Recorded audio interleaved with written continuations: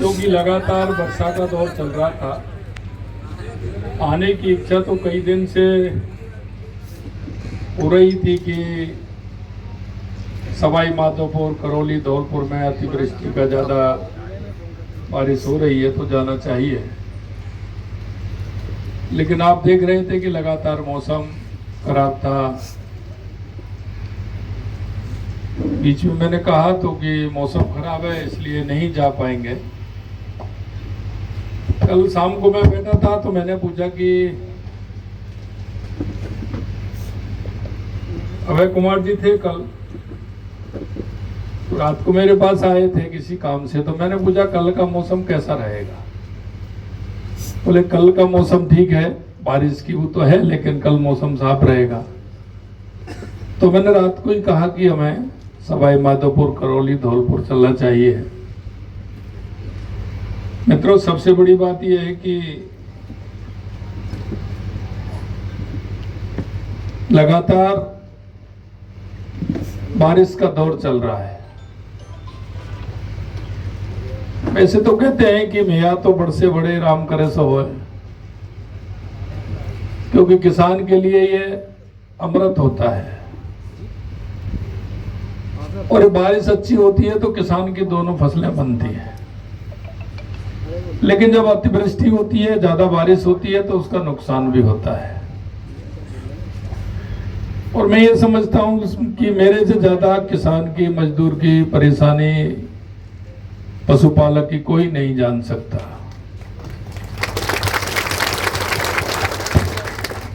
मुझे पता है जब बारिश ज्यादा आती है तो खेतों में बड़ा हरियाली दिखती है, पशुओं के लिए चारा भी होता है, लेकिन हम ला नहीं पाते हैं। जब लगातार बारिश होती है तो वो पुराना चारा जो हमारा भूसा होता है उससे काम चलाते हैं।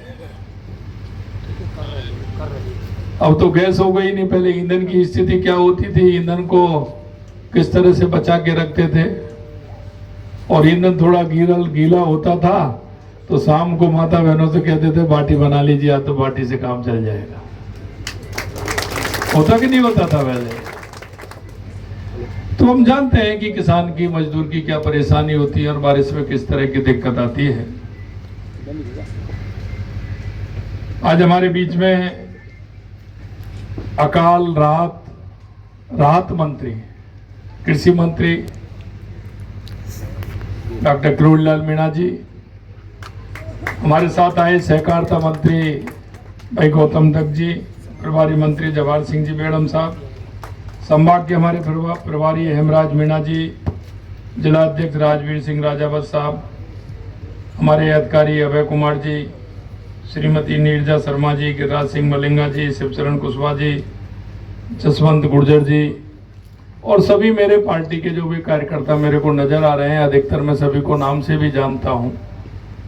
ऐसे सभी कार्यकर्ता भाई और बहन हो, और हमारे सभी इस कार्यक्रम में आए साथियों,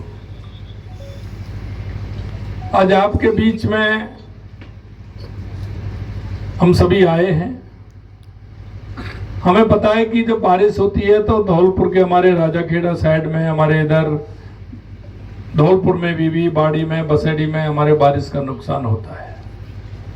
अभी मैं देख रहा था, देख करके आया था, हाईवे कटा हुआ है, उसका काम चल रहा है, वो बन रहा है, 2-3 दिन हाईवे भी बंद रहा। जवाहर सिंह जी कह रहे थे कि राजाखेड़ा साइड में हमारे जैसे गांव हैं जो बिल्कुल चंबल के किनारे हैं, और हर साल उनको परेशानी आती है। जब जैसे ही चंबल का उफान आता है तो वो नीचे वाले घरों को छोड़ करके ऊपर जाते हैं।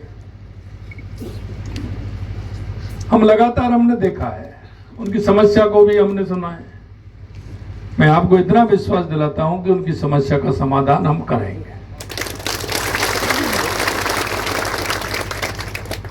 दूसरा, राहत मंत्री जी ने बता ही दिया कि कहीं हमारी फसल में नुकसान हो, हमारा कोई घर में नुकसान हो, किसी तरह से हमारा घर अतिवृष्टि की वजह से हमारे घर ढह गया हो, या घर को नुकसान पहुंचा हो, हमारे किसी पशु को नुकसान पहुंचा हो, या अन्य कई नुकसान होते हैं जो बारिश के समय में होते हैं। हमने सभी जिला कलेक्टरों को उसी दिन डीसी के माध्यम से निर्देशित कर दिया कि हमारे किसान को कोई भी नुकसान हुआ हो तुरंत उसकी रिपोर्ट बना करके भेजें। हमारे किसान की परेशानी हमारी परेशानी है। हमने ये भी कहा है, कोई भी हमारी सरकारी बिल्डिंग हो, चाहे हमारा विद्यालय हो, चाहे हमारा चिकित्सालय हो, आंगनवाड़ी केंद्र हो, जिसको नुकसान पहुंचा है उसको भी आप बना करके सूची में उसको भी डालिए, जिससे कि उसकी भी हम मरम्मत लायक होगा तो मरम्मत करेंगे, अगर नहीं होगा तो नया बना करके उसको देंगे। ये भी हमने कहा है। मैं आपको सिर्फ इतना विश्वास दिलाने के लिए आया हूं कि आपके हर दुख में, दर्द में हमारी सरकार पूरी तरह से खड़ी है।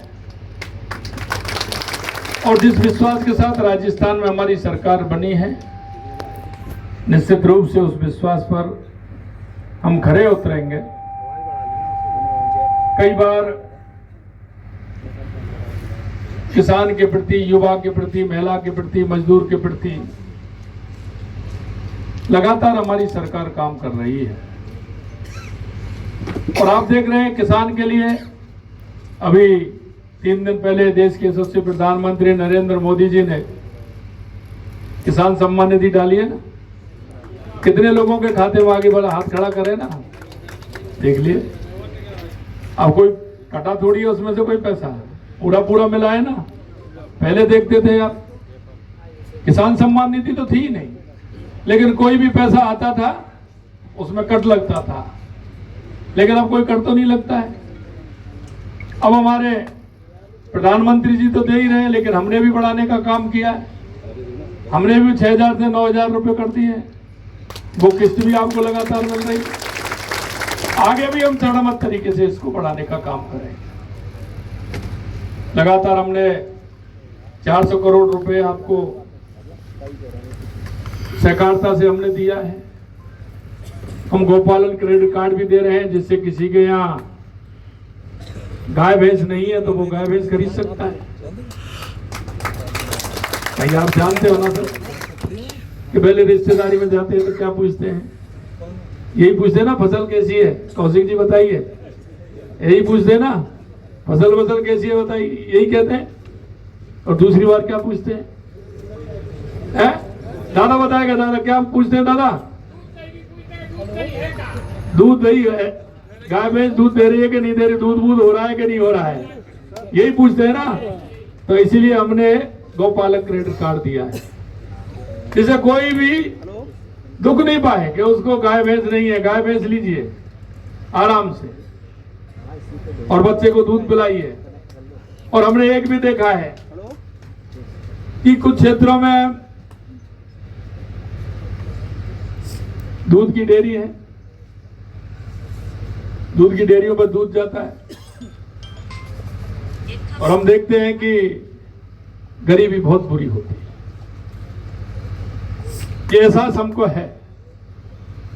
जब आप हमारी माता बहनें दूध की डेयरी पर जब गाय भैंस का दूध काट करके जब जाती हैं और वहां पहुंचती हैं डेयरी पर, और जब लीटर को भरती है, अगर लीटर कम पड़ जाता है तो पूरा का पूरा दूध नाप देती है। नापती है कि नहीं नापती? अगर कम पड़ जाएगा तो दिक्कत होगी, घर चलेगा, परिवार चलेगा। तो उसको उस बाल्टी को लेकर के आती है, उसमें थोड़ा पानी डालती है और उसको हिला करके और अपने बच्चे को संतुष्ट करती है कि बेटा यही दूध पी ले। होता है कि नहीं होता है? क्योंकि मैं जानता हूं कि किसान मजदूर के अंदर वो और कुछ नहीं कर सकता। वो अपने बच्चों को दूध से वंचित कर सकता है। खुद में आप अपने आप में 2 टाइम की सब्जी नहीं, वो 1 टाइम की सब्जी बना सकता है। वो चटनी से रोटी खा सकता है, लेकिन वो अपने स्वाभिमान को कभी नहीं बेचता। और इसलिए हमने सोचा कि हमारे नौनिहाल जो हमारी आने वाली पीढ़ी है वो कमजोर नहीं हो, वो स्वस्थ हो, मस्त हो। इसलिए हमने निर्णय लिया है कि आंगनवाड़ी केंद्र पर हमारे आने वाले बच्चों को हम 5 दिन दूध देंगे उनको, जिससे कि वो हंस पुष्ट रहे और उनको वहां दूध मिले। मित्रों, ये छोटी छोटी बातें हैं, अगर मैं बताना चाहूं बहुत कुछ है। हम चाहते हैं कि हमारा गांव का किसान, हमारा मजदूर, हमारी बहनें, हमारा भाई अगर आगे बढ़ेगा तो हमारा गांव भी आगे बढ़ेगा, हमारी तहसील भी आगे बढ़ेगी, हमारा जिला भी आगे बढ़ेगा, तो हमारा प्रदेश भी आगे बढ़ेगा, तो हमारा देश भी आगे बढ़ेगा। लगातार हम राजीविका के माध्यम से हमारी बहनों को सशक्त करने का काम कर रहे हैं, लाड़ो योजना के माध्यम से सशक्त करने का काम कर रहे हैं, बिना ब्याज का ऋण दे करके हमको सशक्त करने का काम कर रहे हैं। हमारे मजदूर की जो हमारी मजदूर भाई है उसको किसी विश्वकर्मा योजना के माध्यम से कैसे उसको जोड़ा जाए, जब वो अपना खुद का काम स्टार्ट करे, जिससे खुद को कहीं इधर उधर जाना नहीं पड़े। इसी तरह हमारे युवाओं को लगातार हम कह रहे हैं कि हमारे युवाओं, हमारी युवा बहन और भाई हैं, उनसे कहता हूं कि वो मेहनत करें, पढ़ें। हमने जो कहा था कि 1 साल के अंदर, क्योंकि जुलाई में कहा था, हमारा बजट जुलाई में आया था, ये जुलाई गया है, और इस जुलाई से उस जुलाई तक हमने 75,000 नियुक्ति पत्र देने का काम किया है 1 साल के अंदर। और अभी अगले महीने और हो जाएगी, इसी महीने देने वाले थे लेकिन अगले महीने दे रहे हैं, अगले महीने और देने वाले हैं। निश्चिंत रहिए, हम पूरी 1 लाख करके रहेंगे। हमने 1 लाख से ऊपर हमारी पाइपलाइन में चल रही है जो नियुक्तियां निकाली हैं, और 26,000 जिस दिन हमारे देश के गृह मंत्री अमित शाह जी आए थे, उस दिन 26,000 वैकेंसी निकालने का हमने काम किया। हम चाहते हैं हमारे गांव का युवा सरकारी नौकरी भी लगे, वो विश्वकर्मा के माध्यम से अपना धंधा स्टार्ट भी करे, और हमारे 35 लाख करोड़ रुपए का जो राजस्थान हुआ है उसमें हमारे युवाओं को रोजगार मिले, जिससे कि हमारा रोजगार इधर उधर भटके नहीं। मैं आपसे एक बात जरूर मैं आपसे कहना चाहता हूं कि जो मेरे भाई बहने नदी के किनारे बसते हैं, उन सब का ख्याल रखना हमारा सबका काम है।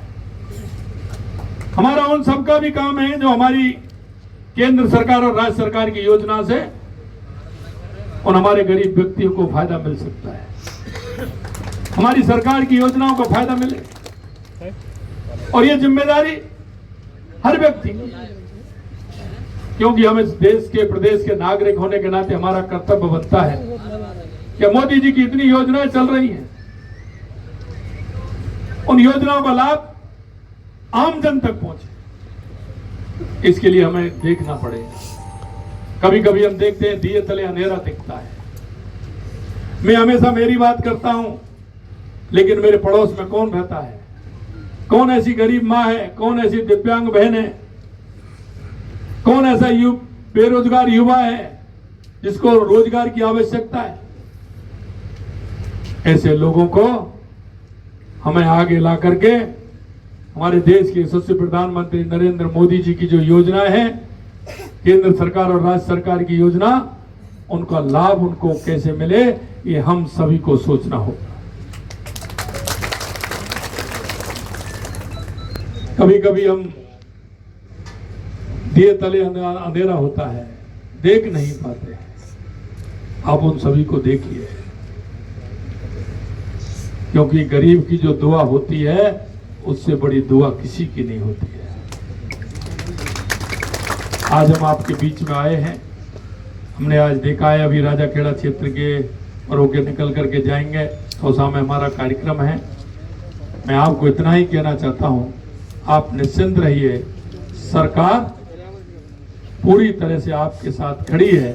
किसी भी तरह की हम आपको परेशानी नहीं होने देंगे, चाहे वो हमारा किसी भी तरह की परेशानी आपको आई है। हमने कलेक्टर, एसडीएम, वहाँ के पटवारी, तहसीलदार, वहाँ ग्राम सेवक पटवारी, उन सभी को कहा है कि उसकी सूची बनाए और सूची बना करके सरकार को भिजवाए, जिससे हमारी योजनाओं को लाभ मिल सके, हमारी राहत योजना को आपको लाभ मिल सके। किसी तरह की कोई कमी नहीं है, आप उनको भिजवाएं और सरकार का लाभ लें। इतना कहने के लिए मैं आपके बीच में आया हूँ। आप क्योंकि मेरा कल रात को लेट कार्यक्रम बना है, आप सब फिर भी इतनी बड़ी संख्या में यहाँ आए हैं। मैंने तो कहा था कि वहाँ उतरेंगे, वहाँ से जाएंगे और सबसे मिलकर के, लेकिन इन्होंने बताया कि काफ़ी संख्या में यहाँ आप लोग आए हुए हैं, तो हमने कहा सबसे मिलकर के आप सभी के दर्शन का लाभ लेते हुए हम चलें। आप सभी के एक साथ इतने भाई बहनों के दर्शन हुए। बहुत बहुत धन्यवाद, बहुत बहुत धन्यवाद।